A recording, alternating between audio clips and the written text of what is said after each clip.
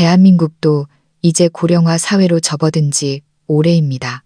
65세 이상의 어르신들이 전체 인구의 5분의 1을 차지하고 자녀들이 모두 떠난 뒤 홀로 지내는 빈둥지 노인 가구도 40%를 넘어섰다고 하죠.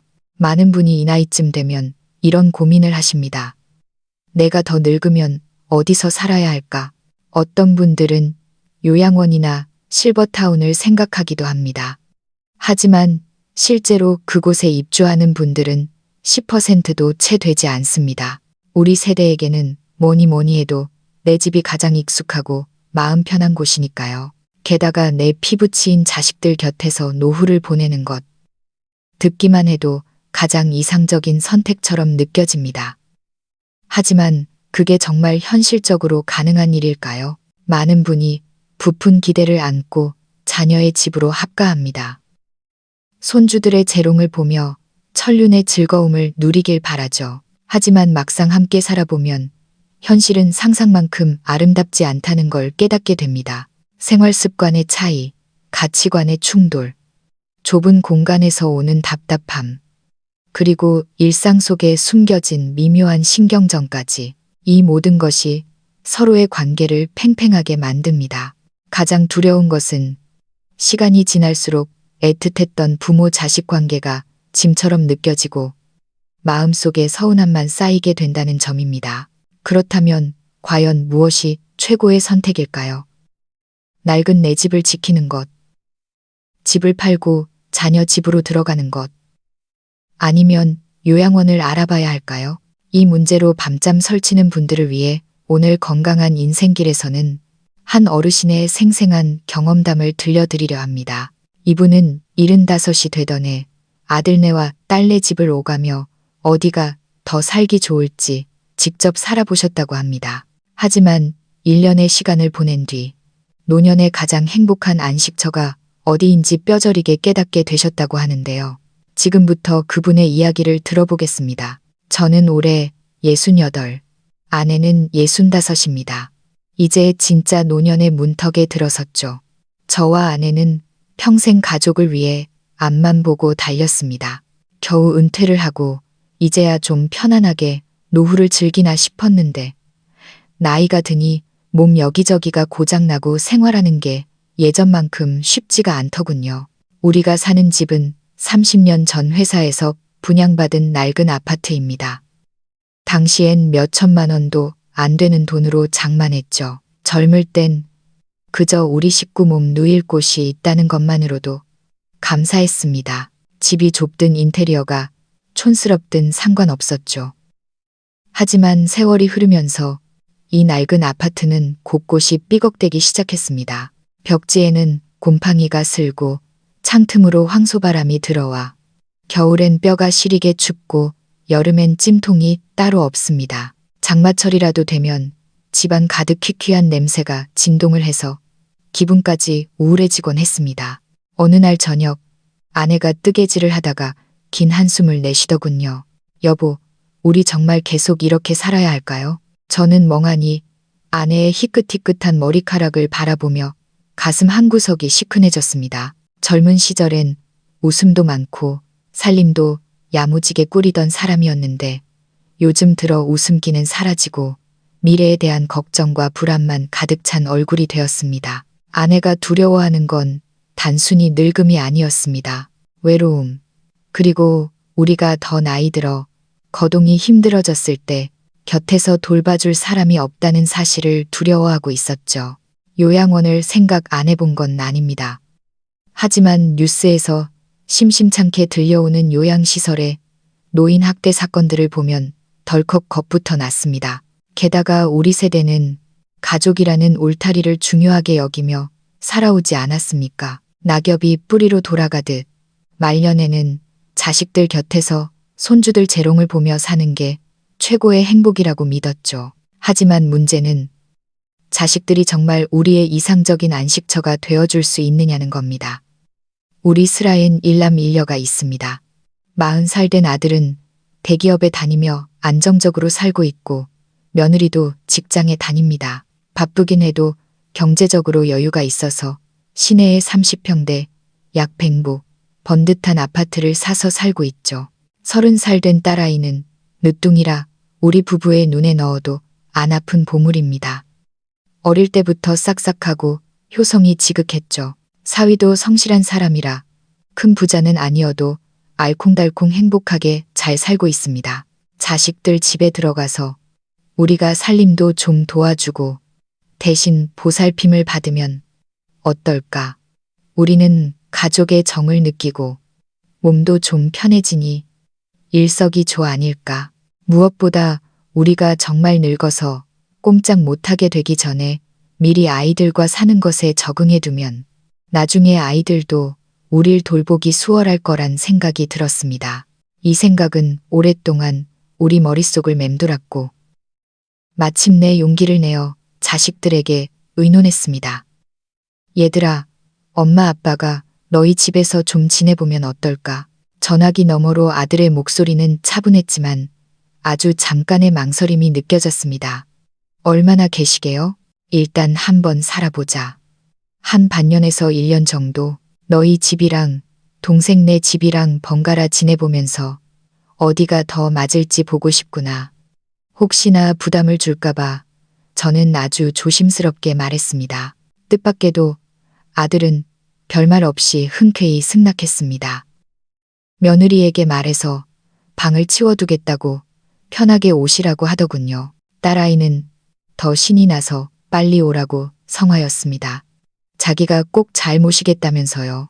아이들의 시원시원한 대답을 들으니 마음이 놓이고 우리가 올바른 결정을 내렸다는 생각이 들었습니다.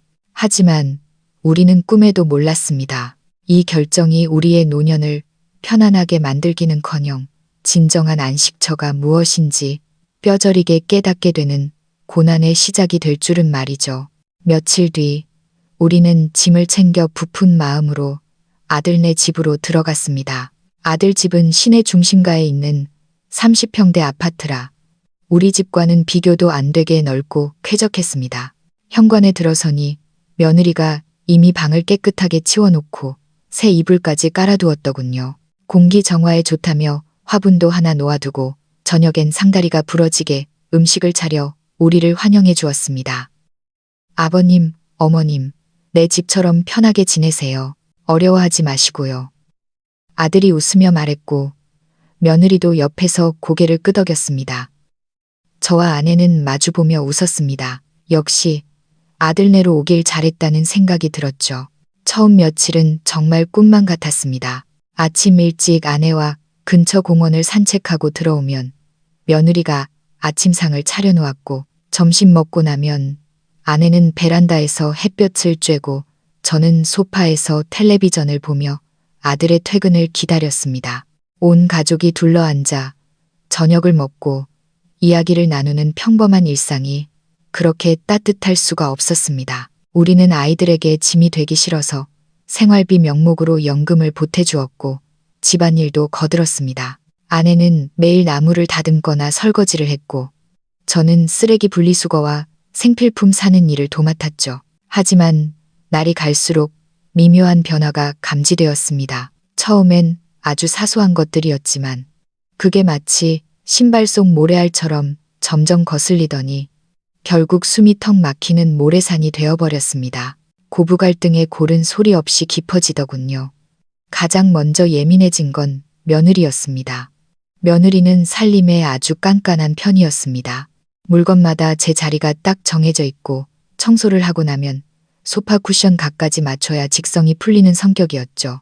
반면 우리는 나이가 들어서인지 그렇게까지 세심하지 못했습니다. 물건을 쓰고 제자리에 두는 걸 깜빡할 때마다 며느리는 미간을 찌푸리며 지적했습니다. 어머님, 행주는 꼭 여기에 걸어주세요. 안 그러면 냄새나요. 아버님, 식사하실 때 쩝쩝 소리 좀 안 내시면 안 될까요? 말투가 아주 버릇없거나 화를 내는 건 아니었지만 횟수가 잦아지니 점점 눈치가 보이기 시작했습니다. 특히 화장실 문제가 가장 컸습니다. 요즘 젊은 사람들은 화장실 바닥에 물기 하나 없이 건식으로 쓰더군요. 며느리는 욕실 앞에 규조토 매트를 깔아두고 샤워 후에는 반드시 물기를 닦으라고 했습니다. 하지만 노인네들이 눈도 침침한데 어디 물기 하나 안 흘리고 씻을 수 있습니까? 몇 번 물자국을 남겼더니 며느리가 말없이 걸레를 가져와서 벅벅 닦더군요. 입으로는 아무 말 안 했지만 그 표정에서 짜증이 묻어났습니다. 아내가 조용히 저에게 말했습니다. 여보, 나 씻을 때마다 가슴이 조마조마해요. 하지만 이건 시작에 불과했습니다. 가장 우리를 비참하게 만든 건 우리 때문에 아들 부부가 다투기 시작했다는 사실입니다. 어느 날 밤, 방에 누워 있는데 거실에서 언성이 높아지는 소리가 들렸습니다. 당신 부모님, 언제까지 계시는 거야? 나 정말 스트레스 받아 죽겠어. 며느리의 목소리엔 그동안 꾹꾹 눌러온 불만이 가득했습니다. 부모님이 뭘 그렇게 잘못했다고 그래? 그냥 잠깐 계시는 거잖아. 아들은 곤란한 듯 달래려 했지만 며느리는 멈추지 않았습니다. 생활 습관이 너무 다르잖아. 반찬 뒤적거리는 것도 싫고 내가 몇 번을 말해도 못 알아들으시니 나 진짜 힘들어. 그리고 이어진 긴 침묵. 저와 아내는 어둠 속에서 서로의 눈만 바라보며 가슴을 쳤습니다. 우리는 최대한 조심한다고 했는데 결국 며느리에게는 불편한 존재일 뿐이었나 봅니다. 그날 밤 우리는 한숨도 자지 못했습니다. 다음 날 아침 아내가 힘없이 말했습니다. 영감, 우리 이제 그만 가요. 저는 고개를 끄덕였습니다. 몸은 편하고 집은 따뜻했지만 눈칫밥 먹는 더부살이의 서러움이 뼈에 사무쳤으니까요. 우리가 떠나겠다고 하자 역설적이게도 며느리의 태도가 갑자기 부드러워졌습니다. 아침에 아내의 우리 가요. 라는 말을 들었을 때 저는 아내의 주름진 얼굴에 서린 깊은 슬픔을 보았습니다. 젊어서부터 자존심 강하고 남에게 패기치는 걸 죽기보다 싫어하던 사람이 아들 집 화장실에서 물 한 방울 흘릴까봐 벌벌 떨며 살았다니 이건 노후가 아니라 고문이었습니다. 저도 아내의 손을 잡으며 말했습니다. 그래, 가자. 떠날 때가 됐어. 솔직히 발길이 떨어지지 않았습니다. 아들네 집 환경이 우리 집보다 100번, 1000번 좋았으니까요. 하지만 그 좋은 환경이 마음의 평화를 주진 못했습니다. 우리는 그저 잠시 머무는 객식구일 뿐 가족의 일원으로 섞이지 못했으니까요. 그날 저녁 아들이 퇴근하자마자 폭탄 선언을 했습니다. 아들아, 우리가 너무 오래 있었다. 내 엄마가 자기 집이 편하다네. 며칠 내로 짐 쌀게.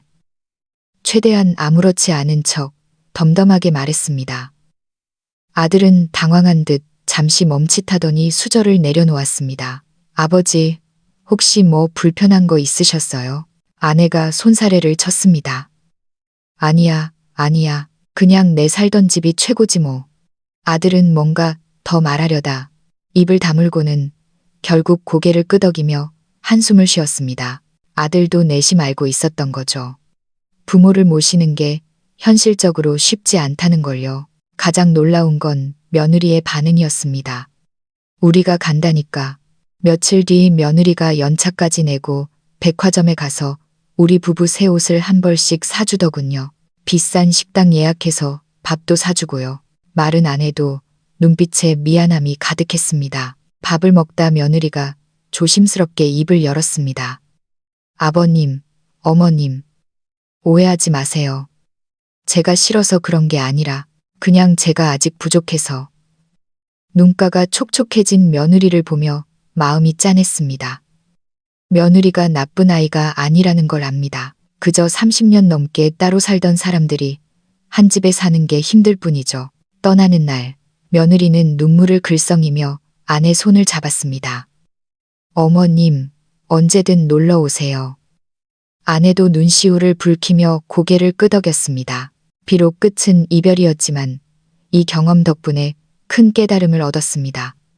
아무리 가까운 가족이라도 너무 붙어 사는 게 능사는 아니다. 그렇게 우리는 복잡한 심경을 안고 딸네 집으로 향했습니다. 아들 집보다는 딸 집에 더 기대가 컸습니다. 딸은 어릴 때부터 살가웠고 우리랑 말도 잘 통했으니까요. 엄마, 아빠, 어서 와요. 내가 방 싹 비워놨어. 딸네 집은 20평대라 아들 집보다는 훨씬 좁았습니다. 하지만 딸이 옷방을 정리해서 우리 침실을 만들어준 정성이 고마웠습니다. 공간은 좁아도 마음은 따뜻했죠. 사위도 워낙 순한 사람이라 장인어른, 장모님, 편하게 계세요 하며 웃어주니 시집살이 눈치 볼 일도 없고 마음이 한결 놓였습니다. 처음엔 정말 좋았습니다. 아침에 딸과 시장 가서 장도 보고 셋이서 콩나물 다듬으며 수다도 떨고 주말엔 사위차 타고 교회로 드라이브도 갔죠. 엄마 아빠 그냥 우리랑 쭉 같이 살자. 내가 모실게. 어깨를 주무르며 애교 부리는 딸을 보니 문득 이런 생각이 들었습니다. 이참에 우리 헌집 팔아서 그 돈 딸한테 주고 여기서 아주 눌러 살까. 딸내 대출금도 갚아주고 우리도 여기서 마음 편히 살면 서로 좋은 거 아닌가 싶었죠. 우리는 점점 그 생각에 확신을 가졌고 은연중에 딸에게 그런 뜻을 비치기도 했습니다. 하지만 그 꿈은 사돈어른의 말 한마디에 산산조각이 났습니다. 새해 첫날 딸이 사돈어른 내외를 식사에 초대했습니다. 명절이니 다 같이 얼굴 보고 덕담이나 나누자는 취지였죠. 화기애애하게 시작된 식사 자리. 하지만 안사돈 사돈댁 부인의 한마디가 찬물을 끼얹었습니다. 아니, 근데 두 분은 언제까지 계시는 거예요? 웃으며 던진 말이었지만 뼈가 있었습니다. 그리고 결정타가 날아왔습니다. 이 집 우리 아들 기죽지 말라고 우리가 해준 집인데 사돈 어른들이 안방 차지하고 계시니 우리 아들이 좀 불편하겠어요. 호! 순간 딸의 얼굴이 사색이 되었고 사위가 헛기침을 하며 말리려 했지만 바깥사돈까지 거들었습니다. 그렇죠. 사실 명의는 사위 거라도 그 돈이 다 어디서 났겠습니까? 우리가 아직 한번 살아보지도 못한 집인데 망치로 머리를 얻어맞은 기분이었습니다. 그렇습니다. 이 집은 사돈네가 해준 집이었습니다. 우리는 그저 딸 가진 죄인까진 아니더라도 사돈네가 해준 집에 얹혀 사는 객식구였던 겁니다. 우리는 여기서 노후를 보낼 꿈을 꾸고 있었는데 사돈네 눈에는 염치 없는 늙은이들로 보였던 거죠. 그날 밥이 입으로 들어가는지 코로 들어가는지 모르게 먹었습니다. 딸이 안절부절 못하며 반찬을 챙겨줬지만 이미 엎터진 물이었습니다. 그날 밤 우리 부부는 뜬 눈으로 밤을 지새웠습니다. 아내가 긴 한숨을 내쉬며 말했습니다. 영감, 우리가 주책이었네. 가요. 우리 집으로. 저는 아무 말 없이 고개만 끄덕였습니다. 다음 날 아침 우리는 바로 짐을 쌌습니다. 사돈댁에 전화해서 우리 집이 편해서 가려 합니다. 라고 하니 안사돈 목소리가 금세 밝아지더군요. 딸과 사위가 극구 말렸지만 우리는 알았습니다. 이미 벌어진 틈은 메울 수 없다는 걸요. 우리가 계속 버티고 있으면 딸이 시댁과 친정 사이에서 얼마나 힘들겠습니까? 우리 딸, 엄마 아빠 걱정 말고 잘 살아. 우린 우리 집이 최고야. 눈물 흘리는 딸을 뒤로하고 우리는 집으로 돌아왔습니다. 현관문을 열고 들어선 우리 집. 곰팡이 냄새가 나고 낡았지만 그렇게 마음이 편할 수가 없었습니다. 여기엔 며느리의 눈치도 사돈의 비꼬는 말도 없었습니다. 내 마음대로 화장실 쓰고 내 마음대로 텔레비전 볼 수 있는 나의 성이었습니다. 우리는 결심했습니다. 더 이상 자식들에게 기대지 말고 이 집을 우리가 살기 가장 좋은 곳으로 만들자고 가장 먼저 집을 고쳤습니다. 답답했던 베란다 쉘시를 통유리로 바꿔 햇살이 쏟아지게 만들었고 그곳에 작은 티테이블을 놓아 카페처럼 꾸몄습니다. 거실을 넓히고 화장실에는 미끄럼 방지 타일과 안전 손잡이를 달았습니다. 나이 들어 힘 빠질 때를 대비해서요. 불편했던 점들을 하나씩 고쳐나가니 낡은 아파트가 세상에서 제일 아늑한 보금자리로 변했습니다.